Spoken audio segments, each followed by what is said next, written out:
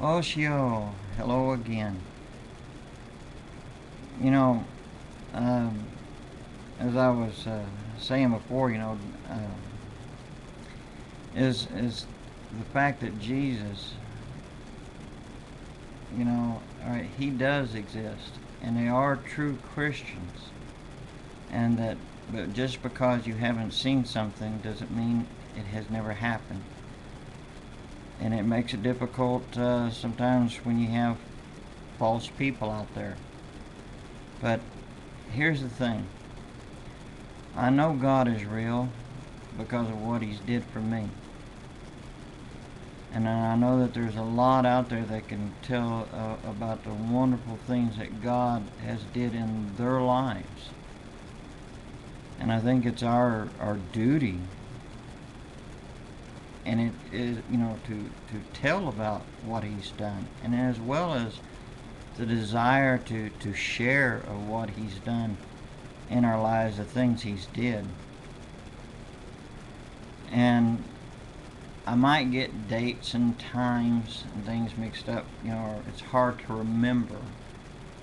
It feels like centuries ago. But I remember something, because I have a lot of testimony, and it's hard to just with 9 or 10 minutes here, but we'll get there. But anyway,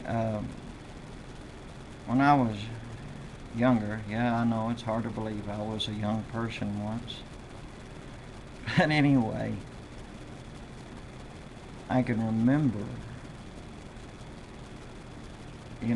I had wanted to join to the military. And I wanted to, show everybody I could do something, and so I look at, look at him, yeah, he did it, so my father would say, yeah, that's me boy, and but the thing is, I wanted to do that. I wanted to go in the military real bad. I wanted to go in the army. I was seeing myself eventually going into the Army Rangers or the Special Forces, and really accomplishing something. But of course, I was warned, that it wasn't all peaches and cream, and I had this picture in my head of what it was like, but I didn't listen. I wasn't ready. I mean, I was just turning. I just turned 18. That was back around 1979, 1980, somewhere around in there. But anyway, I had ended up enlisting for the Army National Guard. And I was going to really do something, Well, needless to say, it was a mistake. I sat there and I found out that when I got all enlisted and sworn in and everything, see, I wished I would have listened, and I wish that those drill instructors could have told us all what to expect, but they was telling us more or less, it's not that bad, and then they was telling us all the good things about after, they don't not about how hard boot camp is. And that's why yet to this day, if I hear some young person going to go in, and do they know what they're getting into? Now, if they know, well, hey. But anyway, I had went in, and boy, was it hard. It was more than what I could take, and sometimes, you know, I don't know what it is. Sometimes the drill instructors just find they pick one or two out or someone out that they're going to make examples and make it hard for and everything, you know. It just happens. Well, I was one of them. And they made it really hard on me. In fact, you know, it would take forever if I went and filled you in all the details and everything. But the whole idea is to tell you about what God did for me. Well, needless to say, you know, I was brought up in church and things, but you know, things like that, you know, it just made you totally, you know, you didn't care anymore and all this. But because of the hardship of what I was, you know, going through, and there was a couple others that had it pretty bad. Well, needless to say,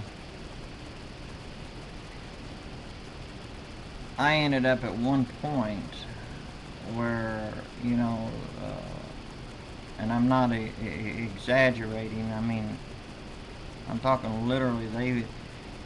It was at a point where there was some in my company, my platoon, that wanted to kill me,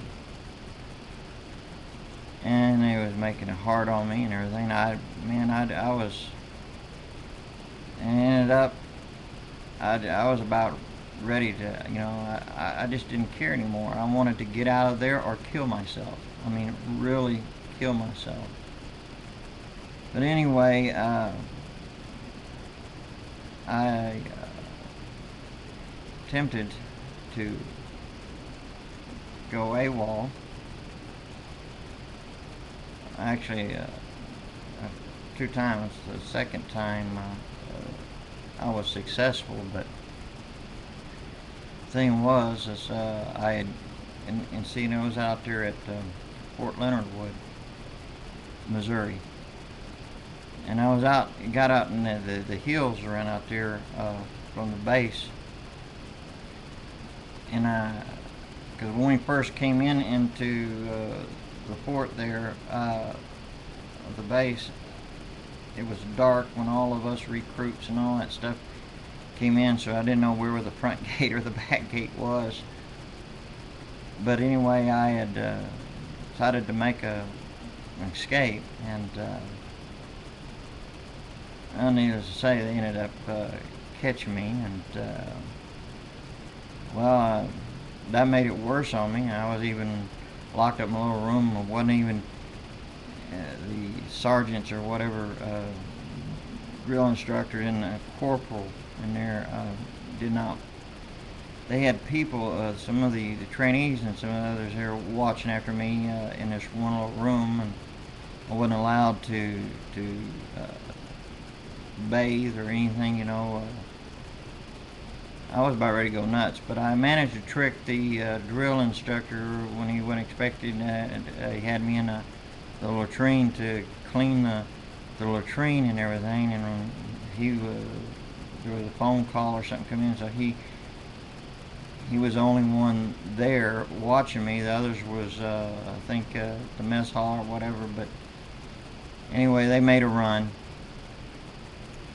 He made a run, and I made an escape through the window, and I ended up getting out in the woods. And next thing you know, say I'm hungry. My mental and everything was just really, I mean, it was bad.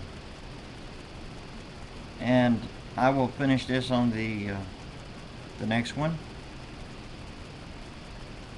or attempt to finish it, or you know, like I said, these are some long testimonies. So I will see you on the next one.